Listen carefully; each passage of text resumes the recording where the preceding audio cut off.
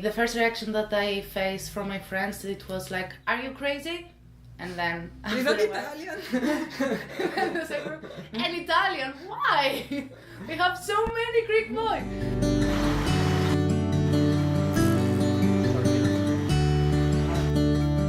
Okay, we met in Portugal in Erasmus 5 years ago, but it wasn't something that we planned to be a long distance relationship. For the time being, it was just, I don't know to say, not. It was a deal. It was a deal. Let's we were say together. have fun there and then like cut it and because probably stay friends. Probably no one of us ever thought about to have a long distance relationship, but then it moved on and we start talking on Skype, talking more frequently, thinking that still we enjoyed to spend time together, even if far.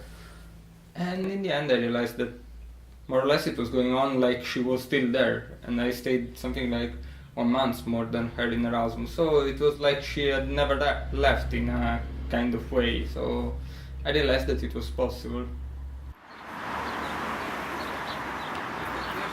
This kept going on for some years, that we were meeting sometimes. We met in Italy, in France, in Greece. I went to visit her till I found a job in Greece in 2013, and I stayed there 6 months, so it was the first time that we didn't live together because... But we spent time together. Yeah, like a normal couple. So that was the first time, and after that she moved here and I moved here to find a job and slowly it started to evolve. I mean, even in the beginning we were meeting, but it was even awkward because having a long time to see each other and then watch him or her in front of you, for me it was really weird. The first time I met him after Erasmus, I was feeling so awkward, so bad, that I went to visit him in Italy. In the airport, when I go out and he was there waiting for me, he tried to kiss me and I turned my cheek. I couldn't kiss him on the lips just because I was feeling really awkward. I couldn't feel that he was, I don't know, my boyfriend. Imagine that I had the sensation when he was hugging me or kissing me. Come on, I cheated on my boyfriend, my Skype boyfriend, because I was feeling like two separate things. My Skype boyfriend and my real boyfriend, but in the end it's the same, but still. It's easy to see one every day at least some hours on Skype we were trying to spend to tell each other what we did, to tell each other how it was going on, everything, normal things that every couple probably even more, because there were times that we reached the 4 hours on Skype consequently talking. I mean, probably things that a normal couple doesn't do. So that's why I say it's an opportunity. I mean, you have really the chance to know the other person really probably, it seems ridiculous to say, but probably better than a normal couple. You have so many hours to spend only talking that in the end, even if you don't have anything to say, you find things to say.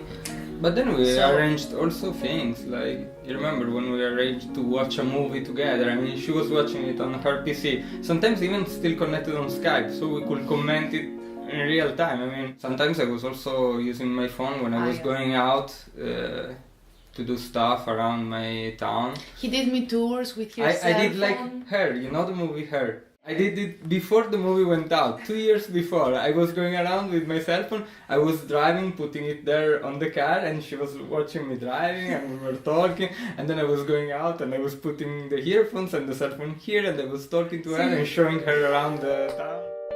For me it was even enough what he was doing to show me around, to do me a stupid tour in the end, that for me it was so important, so nice, because I was feeling like I was walking with him.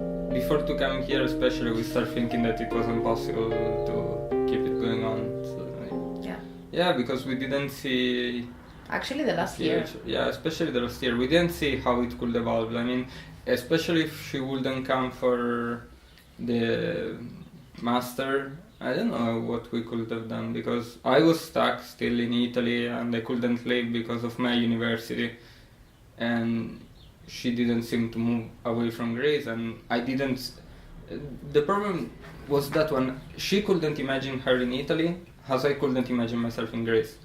And so if she wouldn't come here, we wouldn't see a way, to move on. We were stuck in that situation. And so after a while, I think we both thought that it was done. It was an experience and it was gone. Ow! Stupid. Ow! Ow! Sorry. This. I was stuck with my thesis, a really huge and boring project. Still you are stuck. Yeah, I'm still stuck. But unfortunately, when she was deciding, I was meeting my professor something like at least once a week. I mean, I was seeing in that period more my professor than her.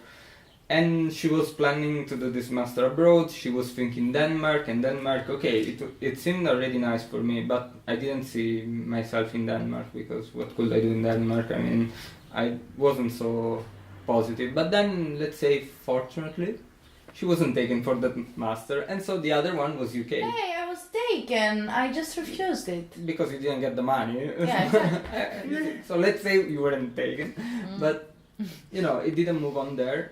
And she told me about Newcastle, and Newcastle, it was in UK. I was thinking, okay, I know some English, maybe I can do something, but still I had the problem. And then she arrived here because the plan was to come together, but my professor, of course, thought differently. And so I didn't come. She started complaining. As I told you, we were already in a bad situation, and so she arrived at the point telling me, look, if you're not coming, it's over. And then finally, in that moment, with my professor, everything moved on. He told me, no, now it's fine, you can do what you... I should have talked to you. I mean, I asked my professor the mission to come here. So I found a guy with BlaBlaCar coming in UK, and I said, fine, I'm taking this, because by plane it was impossible, and she was already, not talking to me probably more than a week. We talked only when I told her that I decided to come. And so I found this guy that was going from Turin to London by car, and from London I took a bus that took 7 hours, so in total probably I traveled something like 20 hours around Europe, and finally I arrived here, and Yay. And it moved on. I really came here, with no insurance. I didn't know if she would be happy with that. I didn't have money with me. I didn't have anything really. Now, I didn't know anybody here. I mean, I just came. I took a car with this guy that I didn't even know. So I didn't even know if I would arrive in UK. Last time that we talked on the bus, because the bus was late, she was even complaining. I mean, I'm sorry, really. I woke up last time 2 days ago, practically, but I'm sorry if you're tired to wait for me. Really, apologize. Chapeau. Stop! We have to make the puzzle, not to find interview. I think we proved that everything is possible in the end. I mean, nobody believes that it will end up somehow, somewhere, and in the end we proved everybody wrong. And it's really nice to say to your friends, haha, you see? I knew it could go somewhere. You are wrong. Really good sensation.